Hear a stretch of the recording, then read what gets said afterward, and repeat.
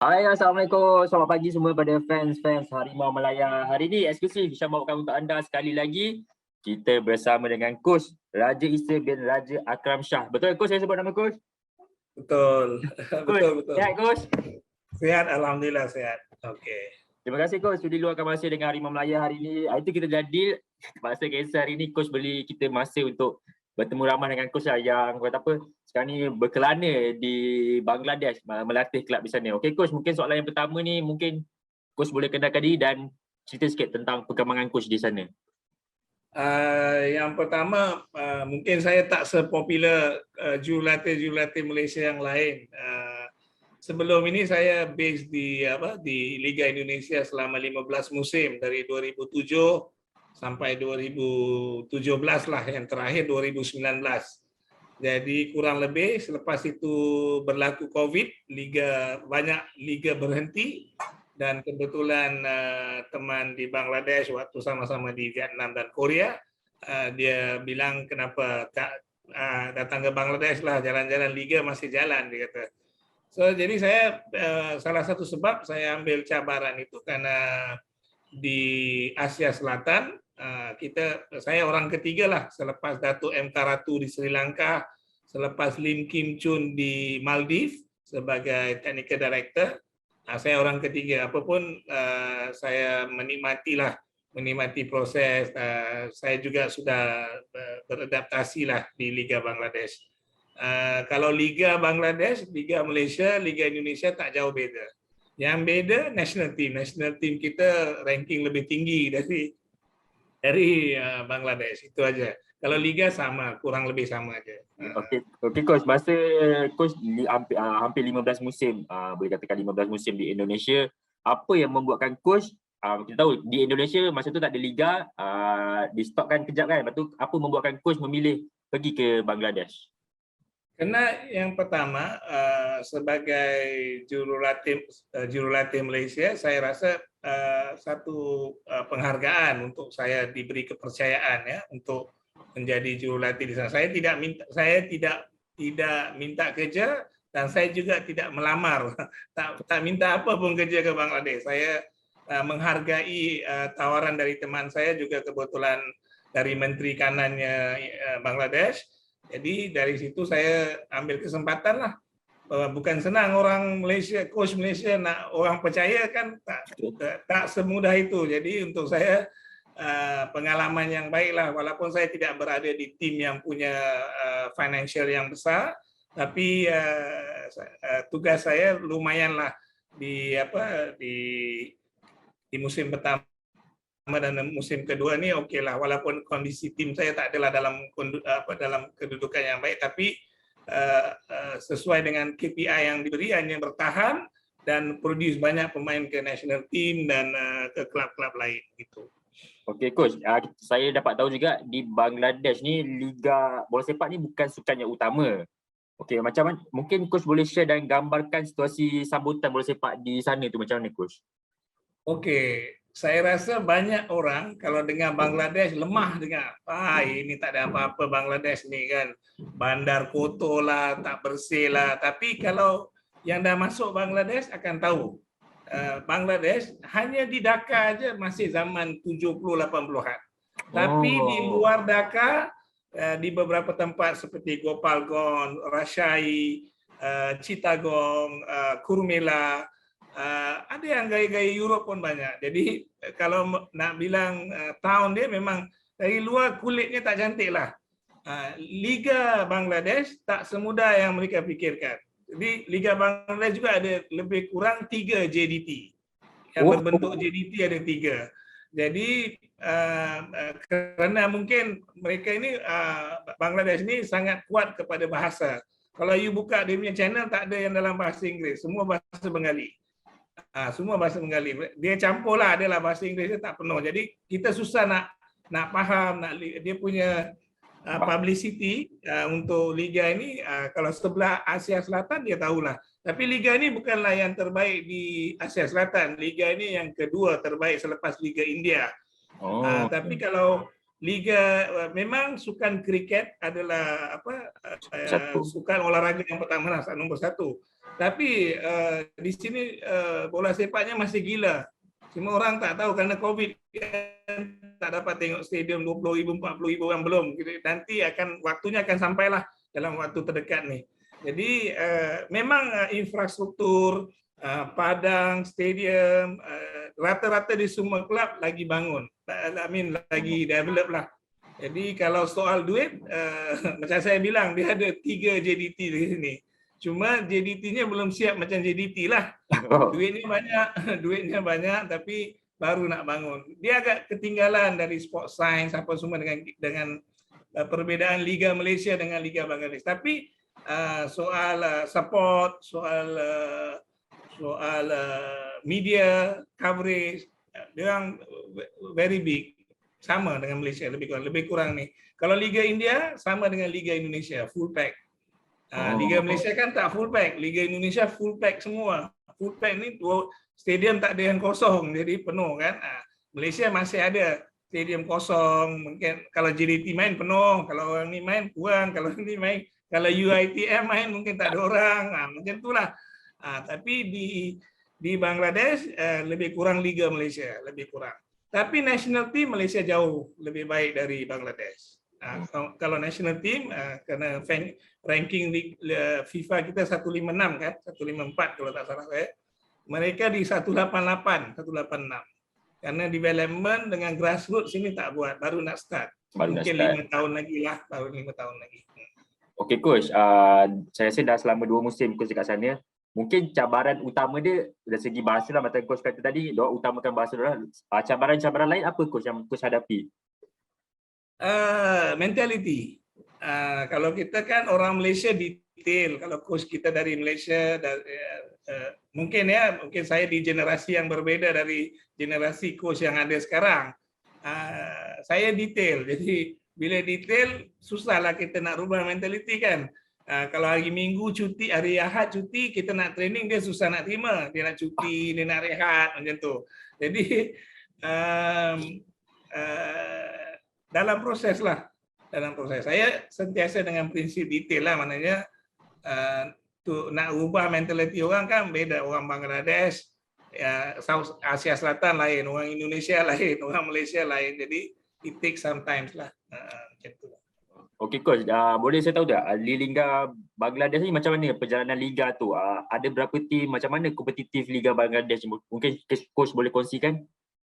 Okey, Liga Bangladesh sama macam Liga Malaysia. Dia ada 12 tim, 13 tim.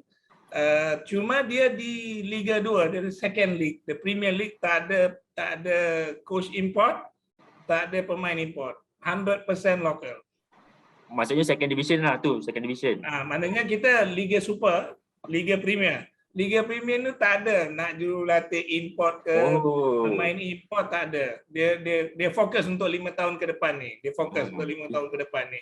Kalau kita Malaysia Premier League, kalau tak ada pemain import, setengah matilah kan, kosonglah stadium. Dia tak peduli. Dia punya second league semua lokal, dari atas sampai bawah lokal.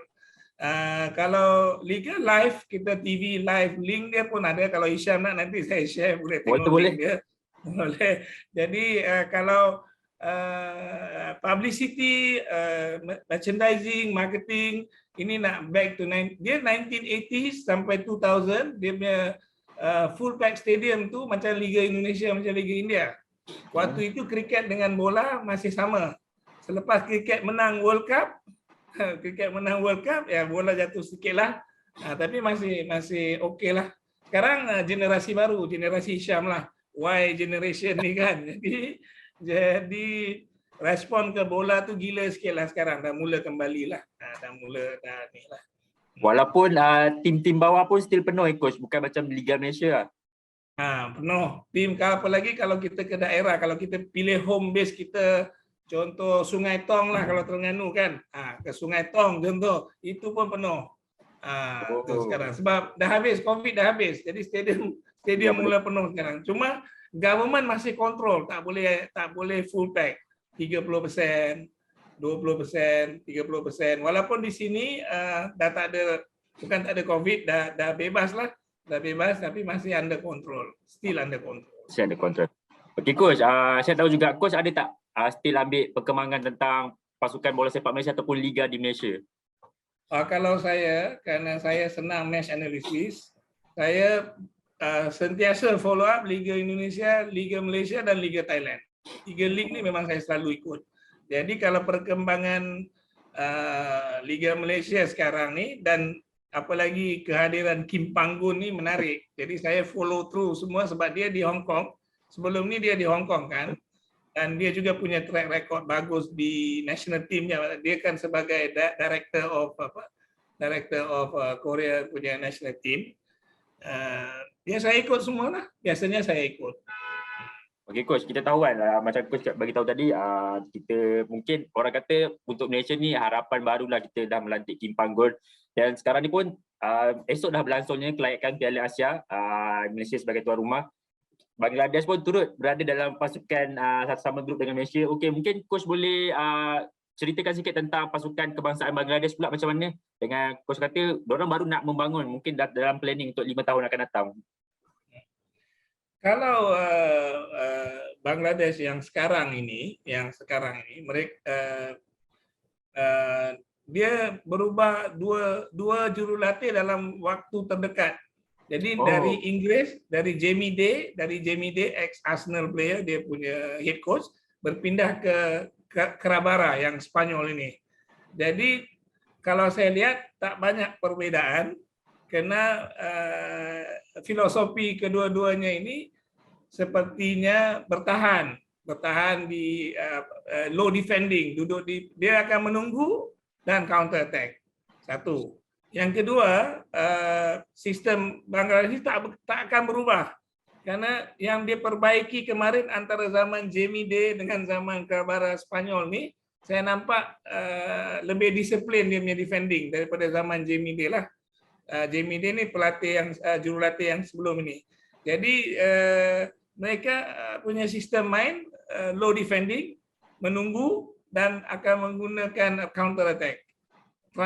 Dia punya transition tu counter attack. Nah, selain daripada itu, throw in adalah set piece. Di Liga Bangladesh ni throw in ni semua tim ada specialist throwing. Termasuk tim saya ada jago untuk ni. Jadi throw in ni adalah sebahagian daripada dia punya set piece. Kalau you lihat game Indonesia, ada Bishwash, center back dia yang pakai rambutnya yang tocang kan rambutnya. Dia Bishwash Ghosh nama dia. Ini dia punya specialist. Yang kedua corner kick dan bola-bola inilah free kick, indirect bola-bola set piece lah. Kalau tactical saya tak nampak. Jadi kalau nak bilang tak ada alasan untuk Malaysia kalah pun tak boleh juga. Based on track record 2015, waktu Razif Ismail head coach, kita juara di Piala Bongga Bahadu 2-1 lah, kita menang. Tapi 2012 kita draw. Kita draw 1-1 di KL. Sebelum itu juga ada draw, ada menang. Jadi kita tak pernah mengalahkan Bangladesh itu dengan lebih dari 3-0.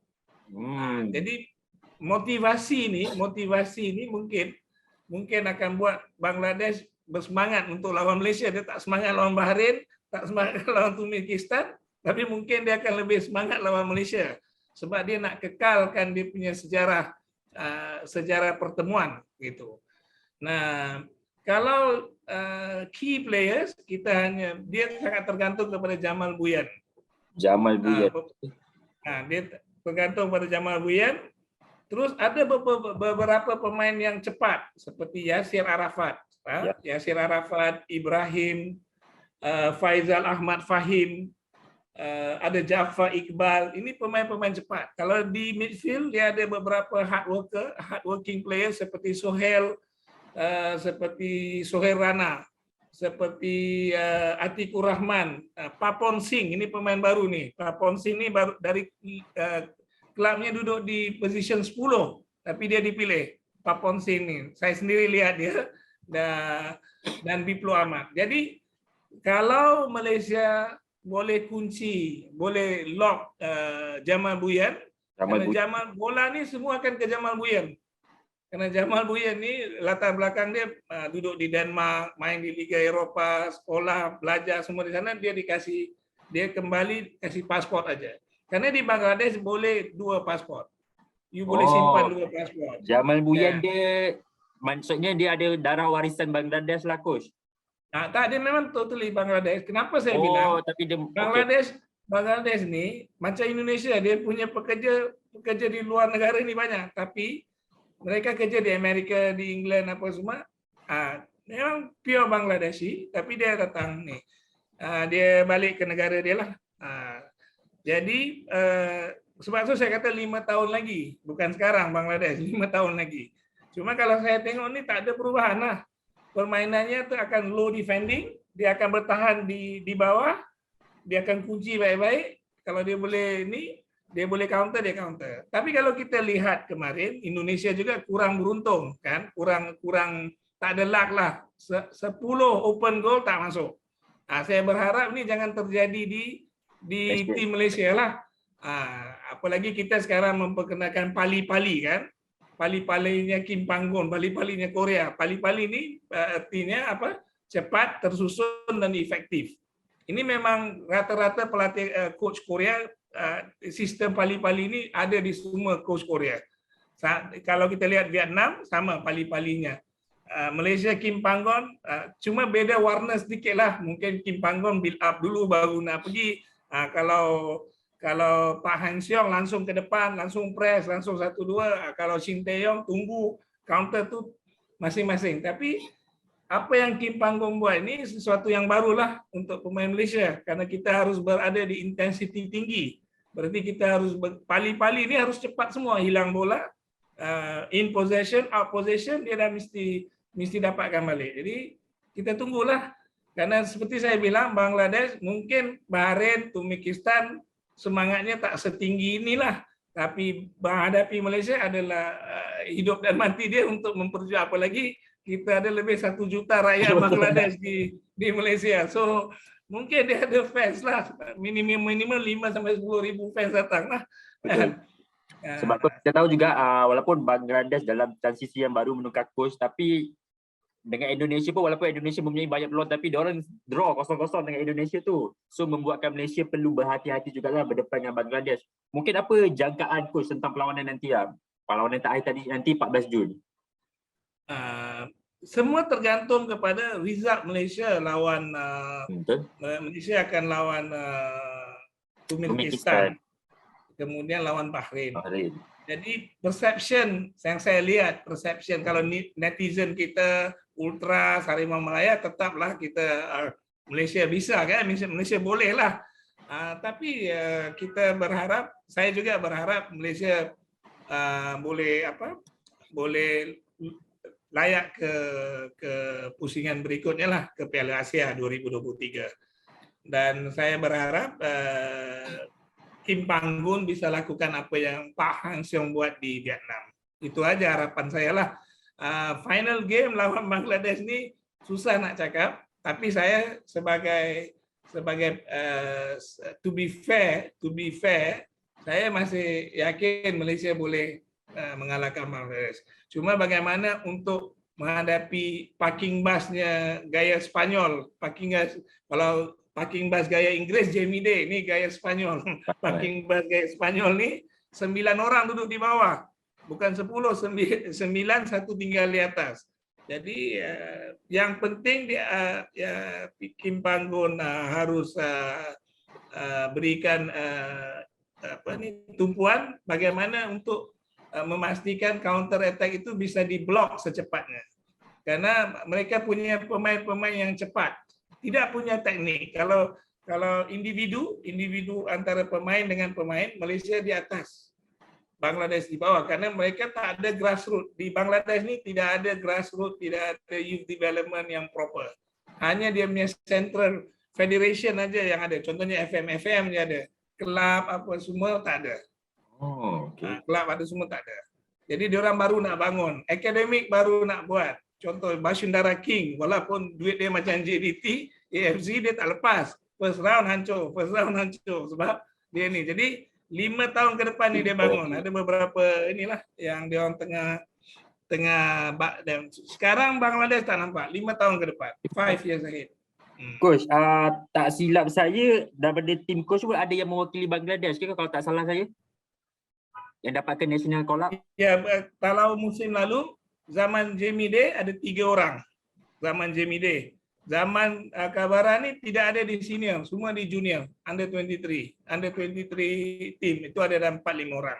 Oh, okey. Kalau di senior yang sekarang ni tak ada sebab di senior yang ini tak ada, hanya satu yang dari tim bawah, Papon Singh, itu dari tim bawah. Tim yang kalau 1 sampai 12 dia nombor 10, nombor 11 macam grup-grup saya lah. Jadi untuk musim ni hanya di junior team. Kalau di under 19 itu banyak dari grup saya, grup lain lah. Okey, tak silap saya tim coach ni sebutan dia Mukti Joda Sangsat FC, betul ke? Betul. Nak sebut nama tim susah bahasa Bengali ni. Sebab saya tengok agak susah sikit. So macam mana coach expectation fans di sana terhadap coach lah untuk kelab ni? Peminat-peminat di sana. Karena mereka, kalau saya di sini Syam, saya tak ada problem. Saya tak katalah saya popular. Tapi kalau kat sini kalah sikit kena out. Sini saya kalah 7 kali pun mereka masih percaya dengan saya sebab dia tahu saya develop. Saya develop team dan condition team financial tak berapa kuat di kelab saya. Tak kuat. Saya terima tawaran ni kerana hanya untuk cari pengalaman dan peluang untuk ke Liga Jordan, ke Liga India dan liga selanjutnya. Jadi ini transit saja untuk saya. Tapi kalau saya sudah ada tawaran, sama tinggal nak sambung atau tak nak sambung musim depan, itu aja cerita dia. Dia Julai ni habis, 24 Julai habis. Saya ada tawaran dari kelab lain juga, kelab saya sendiri, dan ada dari Liga India dan Liga Jordan. Nanti balik saya jumpa orang tua saya dululah. Mak bapak saya kata okey, baru saya kata okey. Kalau tak ada, tak adalah. Kalau tak ada, saya baliklah negara liga yang 15 musim saya kan. Coach, jadi kalau saya kalau coach balik nanti boleh Roger coach kita invite datang studio. Boleh. Nanti saya di Ogos saya balik. 15 first week Ogos saya dah ada di Malaysia, first week. Liga dah habis. Okay, saya cutilah dalam 3 bulan, 2 bulan lah macam tu. Bulan. Lama tu coach, tak apa. Kita boleh buat pertemuan nanti coach. Okey coach, saya dapat tahu juga coach di Liga Indonesia. Masa tu PSP Riau, adakah Tuan Zam Saham dah mengambil alih time tu masa zaman coach? Tak ada. Saya di zaman 2 musim tu, 2 musim. Saya 2019, 2020. Okey, lepas tu Covid. Waktu itu PSPS Pekanbaru ni dalam masalah kewangan. Saya masuk juga kerana saya masuk kerana nak selamatkan tim. Sempat kita selamat, kita bawa investor dari Bali. Tapi selepas itu ada investor dari Malaysia lah, Zam masuk, Zam Burger masuk ke PSPS. Saya tidak di zaman itu. Karena saya waktu itu zaman penyelamatan. Hampir tim PSPS ni hampir jatuh ke Liga 3. Saya masuk, langsung saya buat promosi karena saya di Indonesia bukan coach, saya manager coach. Jadi saya manage semua dari admin sampai budget apa semua saya yang buat. Jadi di PSPS itu pada saya dah alhamdulillah saya tinggalkan legasi yang baik. Tim terselamat 2 kali, bukan sekali, 2 kali terselamat. Lepas itu Covid saya pindah. 8 bulan liga tak jalan kan, 8 bulan. Kalau saya tak ada apa-apa bagus, Zam Burger masuk ke ambil alih PSPS sebenarnya bagus kerana dia improvekan banyak tempat tinggal, transportation, makan, sistem more systematic. Soal performance di Liga Indonesia lain seperti di Liga Malaysia. Di Liga Indonesia expectation very high. Walaupun tak ada pemain bintang tetap nak kena juara.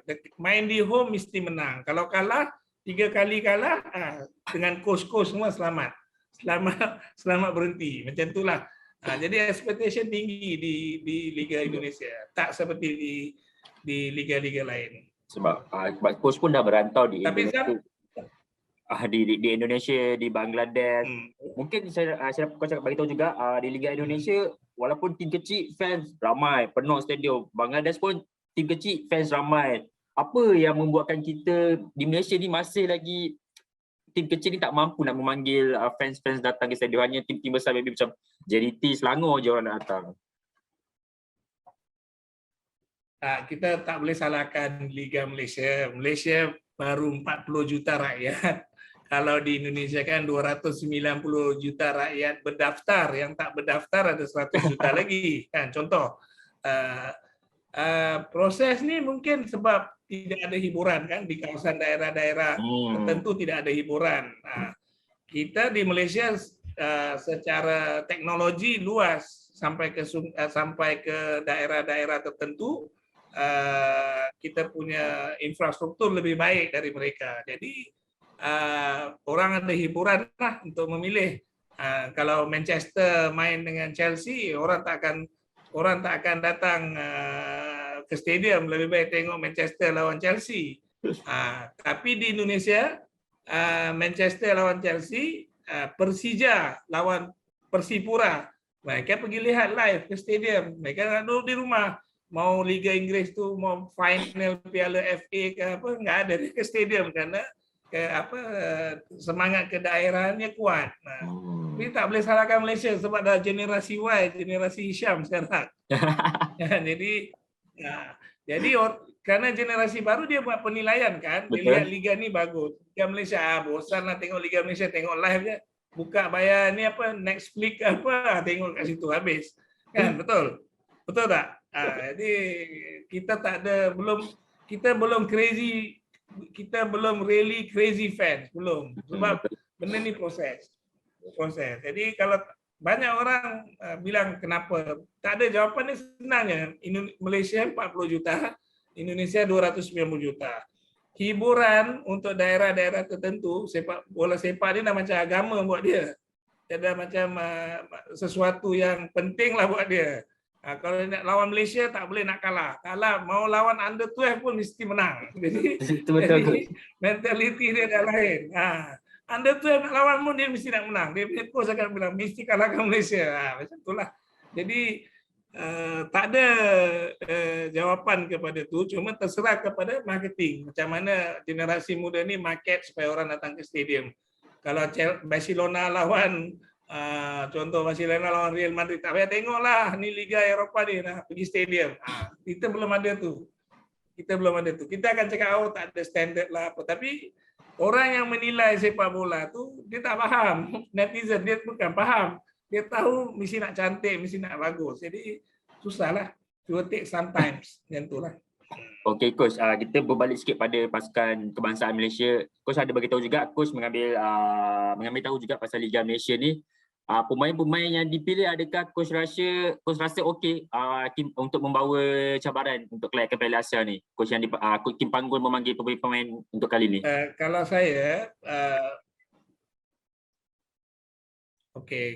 kita kena tahu yang pertama, semua kena tahulah, netizen kena tahu, semua orang kena tahu bahawa Kim Panggon tidak ada KPI. Tidak ada KPI dalam 2 tahun ini. Jadi kalau semua orang bisa sabar, boleh tenang walaupun nanti tak qualify, katalah tak qualify Asian Games ni, boleh sabar dan tenang, mungkin kita dapat. Masalah Indonesia Malaysia sama. Shin Tae-yong ni dah disuruh berhenti dah ni, tapi kerana dia dah kontrak 4 tahun. Jadi dia punya final evaluation akan berada di World Cup Under 20 tahun depan. Indonesia kan tuan rumah. Indonesia tuan rumah Under 20 World Cup tahun depan. Ya. Tuan rumah. Okey. Internet ni. Okey coach, clear tak? Okey. Gimana? Okay, clear dengar coach. Clear, tapi you punya internet, I punya internet okey. You punya internet, I okey. Okey. Teruskan coach. Jadi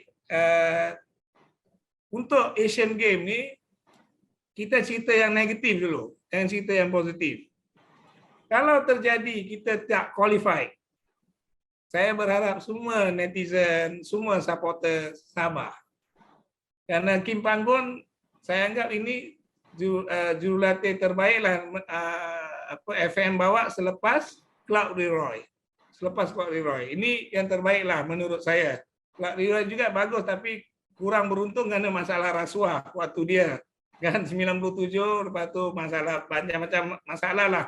Nah, sekarang Kim Panggon tak ada masalah, kasihlah dia ruang 2 tahun ini. Kalau kita semua tak sabar, kita akan fail lah. Kita bawa Jose Mourinho ke Malaysia pun tak boleh rubah. Kita kena sabar. National coach minimum 4 years. 4 tahun. Lihat contoh yang terbaik adalah Pak Heng Seong. 2 tahun tahun pertama dia datang, semua Vietnam fans semua berhenti pindah lawan tua ni, atuk ni apa dia tahu ni, balik je lah. Sekarang ini hasil dia sebab sabar. Masalah kita tak sabar. This is the problem. Bola sepak Malaysia, bola sepak Indonesia semua tak sabar.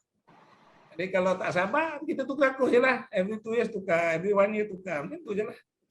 Itu menurut saya lah, menurut saya. Jadi menurut saya Kim Panggon yang saya tahu dia tak ada KPI 2 tahun ni. Dia kena develop the team. So bila nak develop the team, you kena kasih dia waktu.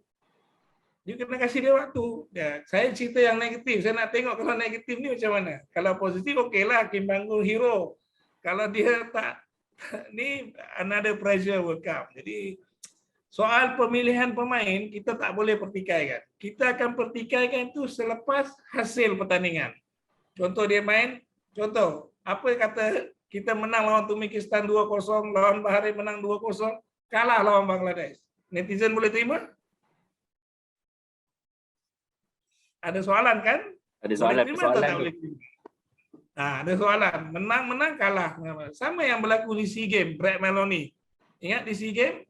Di SEA Games, kenapa pertandingan terakhir harus draw 2-2 dengan Kambodia? Apakah tidak mau menghadapi Indonesia di semifinal? Ya, kalau menghadapi Indonesia di semifinal, peluangnya lebih baik dari menghadapi Vietnam di semifinal. Ini mungkin pandangan saya kan, tapi itu urusan coach lah.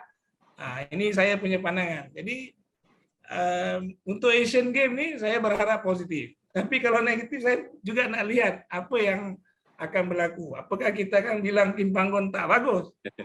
Tak boleh lah. Sebab kita kena kasih orang buat kerja macam Hisham kerja dengan Harimau Melaya. Kalau dia kasih Hisham kerja 2 kali, 3 kali show, tak bagus lah Hisham ni. Walaupun Hisham keluar, kena keluar kan pasal kata tak bagus. Tapi dikasih 1 tahun, oh bagus ni komentator ni, hebat dia boleh gini-gini. Sebab dia 1 tahun proses. Ini dia baru Sukan Asia. Jadi menurut saya media kena fahamkan bahawa netizen ini kita kena educate dia, kena kasih tahu. Kalau kita fikir negatif terus, macam mana national team kita nak pergi Olimpik pun setengah mati. Apa lagi nak pergi World Cup? Kan maksudnya macam itulah. Menurut saya pemilihan pemain yang Kim Panggon buat ni sesuai dengan apa yang dia nak. Dia punya sistem ni pali-pali. Cepat, tersusun, efektif. Cepat.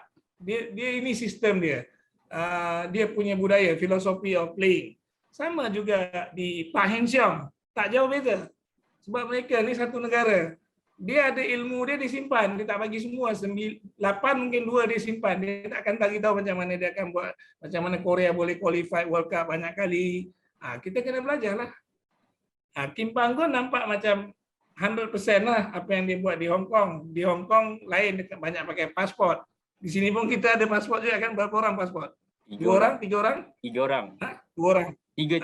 Jadi 3. Jadi kita berharap, kalau saya berharap semua netizen, supporter Malaysia, Harimau Melaya bersabar.